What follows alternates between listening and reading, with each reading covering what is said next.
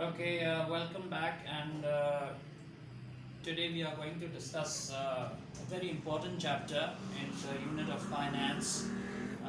This is for AS students, but of course in A2 it is equally required, and you can at the university and bachelor's level also this is taught. This is related to a very important concept. Before I start, I will urge you to please subscribe to this channel because I'll be uploading more videos very soon, close to your exam. So this, I'm sorry for this cluttered board, but of course there are a lot of concepts involved, and I'm trying to finish this in one lecture only. So please bear with me. We start with, when we are discussing cash flows, let us first start with the concept of the profit. Let's go back and revise what the profit is.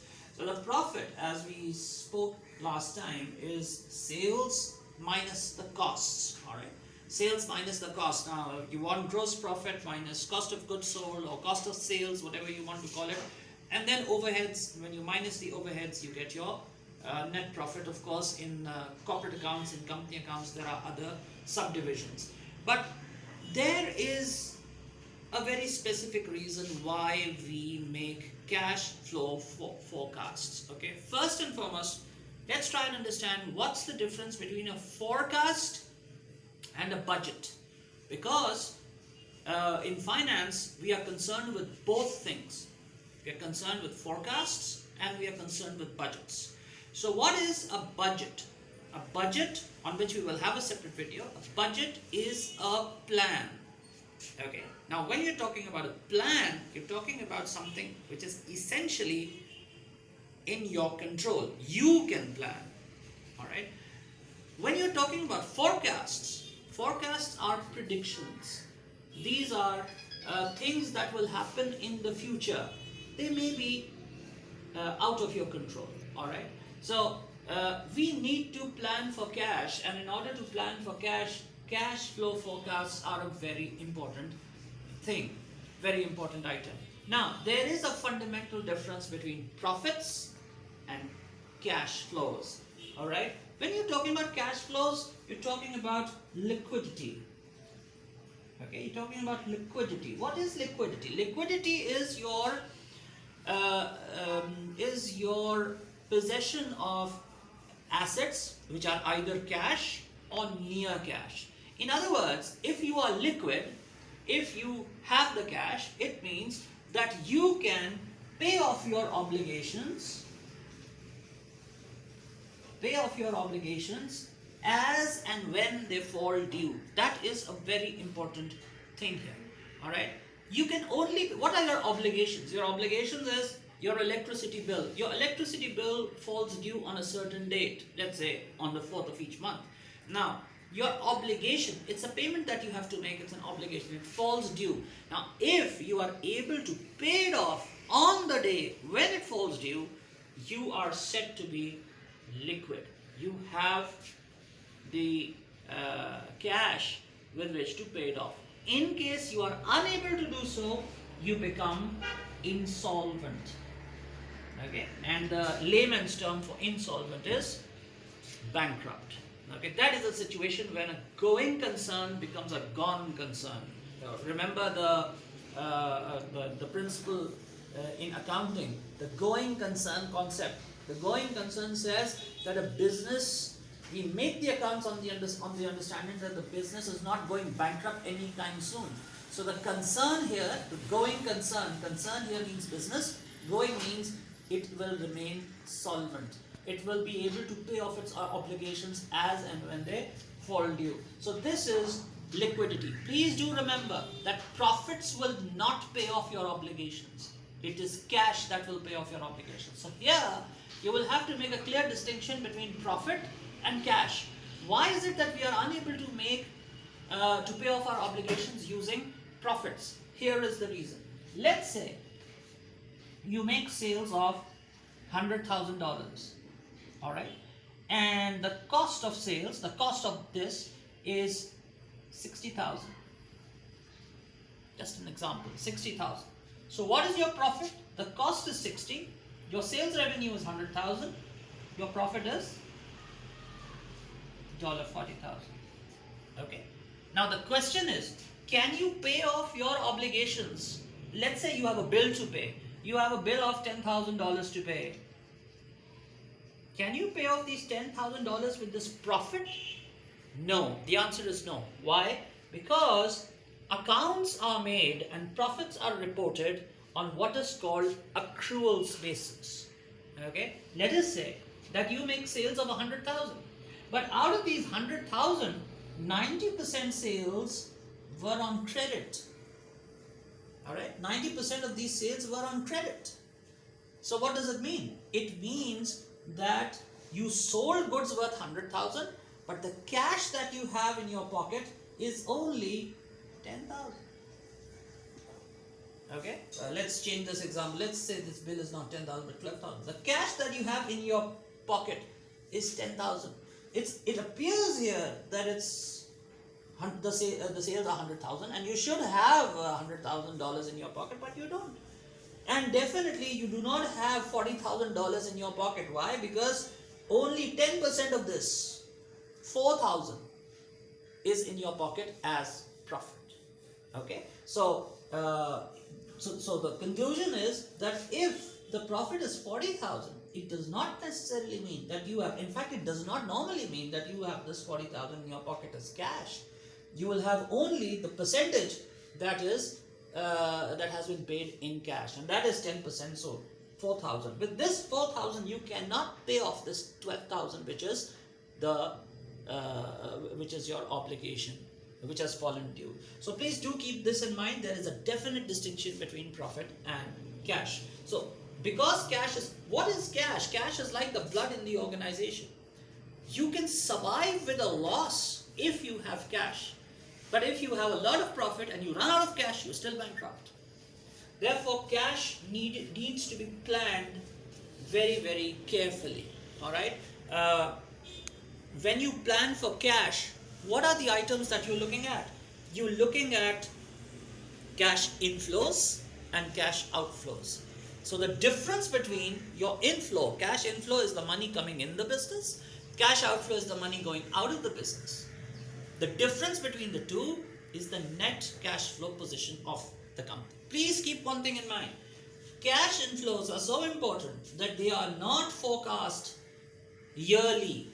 They are not even forecast 6 monthly. These are forecast monthly.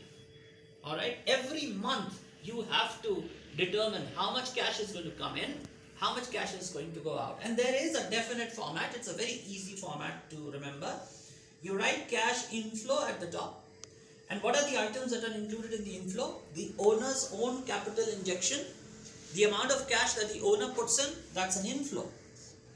Then, out of this 100,000, how much was on cash? How much sale was on cash?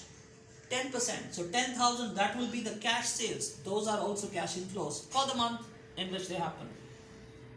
If you have given money to someone, if you have given goods to someone on credit and they make a payment to you. For example, I sold goods on credit in November and in January I'm paid back. So when the debtor pays me back, this is again a cash inflow. I add all these inflows, I get my total cash inflow position. Now this is the forecast. Please do keep in mind. This is what's going to happen in the next month. Okay. Now, from this, I minus my expected cash outflows, the money that I will pay off. So, lease payments, if I have rented any assets on a lease, so I have to give those rental payments, and you know they are monthly, then monthly rent, then the material that I buy, then the labor if I have to pay them in cash on a monthly basis. Those items, they are added together and then they give us the total outflows. What do? I minus these outflows from the inflows and I get my total cash flow for the month. Okay. In this, I will add the opening balance. If I have any cash from the previous month, I'm going to add it here, and then the closing balance, the difference. That will give me the net cash forecast. Okay. Why is this forecast important? let us say that my net cash forecast says that in the end I will be short of, next month I will be short of $2,000. Okay, this is going to be my net cash deficit in the next month. Okay, so what can I do? I still have the time. I'm in December. I can still plan. I can still make arrangement for these $2,000 so that I am able to pay my obligations as and when they fall due, and I don't become bankrupt and I don't become insolvent. Managers face cash flow problems for various reasons, and please do keep in mind, very good managers face cash flow problems. Why do they do that? Because one, they do not make these forecasts properly. There is a lack of planning when it comes to cash. For all the businesses that collapse, the one thing that you will find in common is they do not manage their cash and they do not plan for their cash flows properly. They either give very long credit periods. Okay, they sell the good on credit, they don't follow up on it. Okay, I'll take the money back from you in 30 days. 30 days pass, then they do not follow up. And when you don't follow up on your debtors, what's going to happen? The debtor will become lax. He will say that this person does not follow up. He will take more time to pay off. That has the chance of becoming a bad debt. So that is another thing. Another thing is, if you allow very long credit period. Credit period is important because that is how you're going to increase your sales. Okay, but if you allow very long credit period, you may run into difficulties. Another very important thing is unexpected events. Okay, there is a strike. There is because of COVID, the airports close, the sales, the shops close.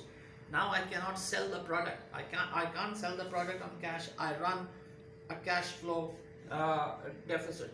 So these are some of the things.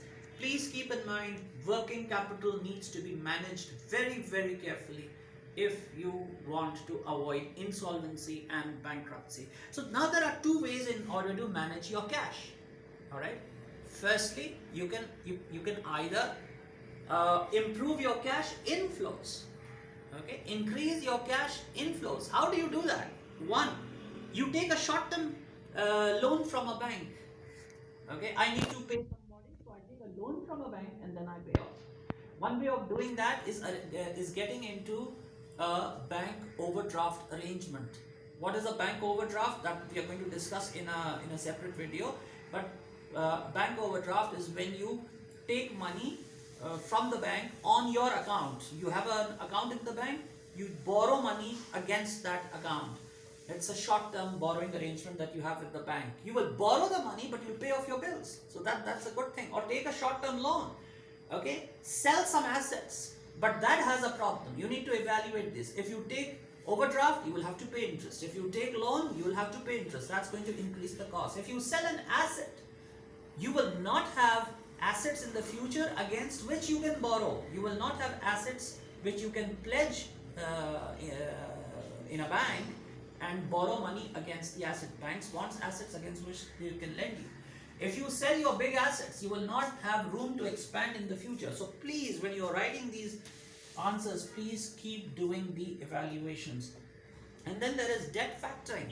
Debt factoring is simply you take your debtors and you sell them to a finance house called the factor, and they pay you money against your debtors. This will come in another video in detail how it works exactly. But again, debt factoring simply means selling your debt and getting the money. And you can also reduce your cash outflows. How can you do that? You delay payment to the suppliers. Yes, that's going to improve your cash position. But evaluate it. What's going to happen? When you pay them later, they will be less willing to give you products in the future. Okay, reduce spending on capital equipment, reduce spending on machines, on new factories. That's going to hold your money. Help you hold your money in your hand, but it will also hinder expansion.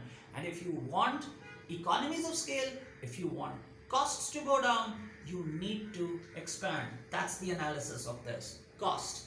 Okay, and spending can be reduced. One way to reduce overhead spending is reduce your promotional expenditure. Promotion is expensive, even if you are spending on Facebook, which is the more affordable option, but still you're paying in dollars. You're paying big amounts in dollars. Reduce that. That's going to save some cash. But these cost cuts, what do they mean? They mean that your product will not become familiar to your potential customers, which can in turn have a negative effect on the revenue. Finally, what you can do is, instead of buying a capital equipment, you can just sell something and lease it back to yourself. It's called sale and lease back arrangement. Okay, so I have a big building and it's taking me a lot of resources to maintain it, and I need cash. So I need to improve my cash inflow. So what do?